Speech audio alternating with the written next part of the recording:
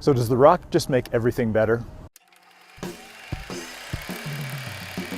Hello everyone, and welcome to Movie Reviews by Josh. My name is Josh Terry, and I just got out of Jumanji, Welcome to the Jungle, one of the new movies for the Christmas season. This one was a lot of fun. It's kind of a combination of Tron and The Breakfast Club and an old Tarzan movie. It's kind of the sequel, as you might expect, to the Jumanji from about 20 years ago, the one with Robin Williams. But this one has Dwayne "The Rock" Johnson, it has Kevin Hart, it has Jack Black and Karen Gillan, who play the avatars, the adult action avatars of four teenagers who wind up in detention together.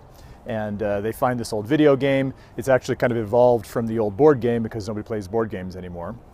Now Jumanji is a video game, and when they fire it up in detention, the game sucks them in. They're suddenly in the jungle, and they have to take this stone to a jaguar rock and replace it before the bad guy Van Pelt can get them, and all these other crazy things are happening. And it's kind of like a real life video game in that they're actual characters, but they have three individual lives that they can spend, and of course they're dealing with all kinds of animals and bad guys and all this kind of stuff. And in the process, they kind of are forced to overcome their own inhibitions, and everybody's kind of playing against type because the Jack Black character is actually a teenage girl who's obsessed with selfies and with Instagram, and so he's kind of playing this feminized version of Jack, which is kind of good actually, because I think that if Jack Black had played a typical Jack Black and Kevin Hart had played a typical Kevin Hart, they kind of would have been redundant.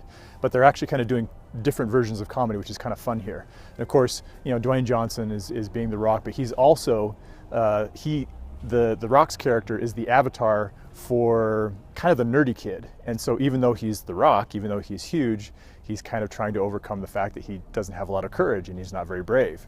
And then of course it's kind of the backward nerdy girl who winds up with Karen Gillan, which is why she's wearing the little short shorts and the belly shirt, and she's kind of coming out of her shell and realizing that she can have a lot of confidence. And so that's why I say there's kind of a Breakfast Club type of thing, Tron type of thing, but of course they're not in a digital video game world.